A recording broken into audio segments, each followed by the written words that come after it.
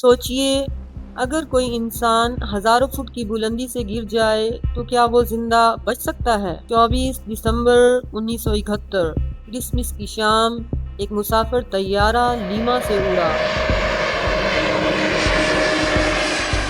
चंद ही लम्हों बाद तैयारा शदीद तूफान में फंस गया। आसमान में बिजली चमकी और अचानक तैयारा टूटकर बिखर गया।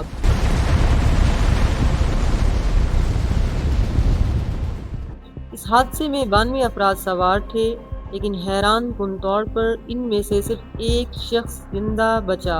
वो थी जूलियन कोपेक, एक 17 साला लड़की।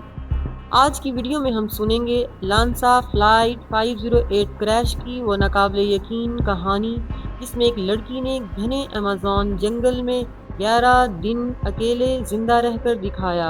अगर आपको हकीकी हादसात, सर्वाइवल कहानियाँ और डॉक्यूमेंट्री वीडियोस पसंद हैं तो अभी इस चैनल को सब्सक्राइब करें और वीडियो को लाइक करना ना भूलें। 1971 में 17 साला जूलियन अपनी वालदा के साथ तैयारे में सफ़र कर रही थी।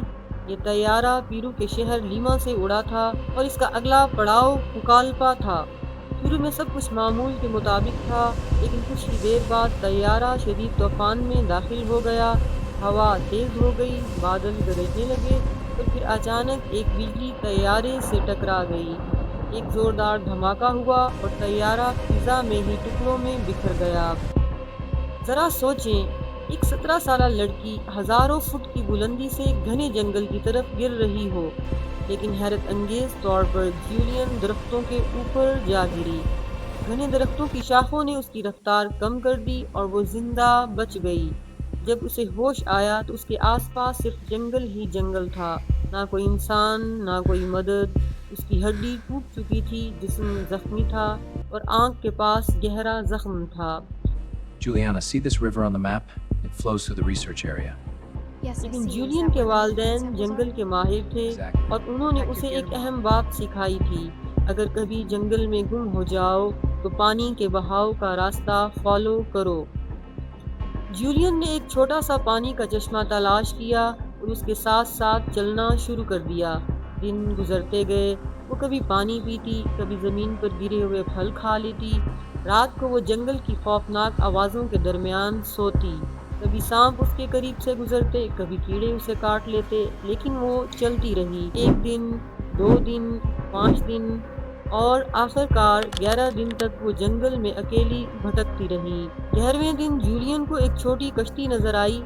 ये जंगल में काम करने वाले कुछ लोगों का कैंप था। जब उन्होंने जूलियन को देखा तो फौरन उसकी मदद की, उसके जख्मों का इलाज किया, उसे करीबी गांव में पहुंचाया। बाद में उसे हवाई जहाज़ के ज़रिए अस्पताल मुंतकिल किया गया। बाद में मालूम हुआ कि इस हादसे में 92 में से सिर्फ एक शख्स जिंदा बचा था और वो थी जूलियन कोपेक। ये कहानी सिर्फ एक हादसे की नहीं, ये हिम्मत, उम्मीद और जिंदा रहने की जद्दोजहद की कहानी है। जूलियन ने बाद में एक जुमला कहा था, जंगल ने मुझे पकड़ लिया और उसी ने मुझे बचा लिया।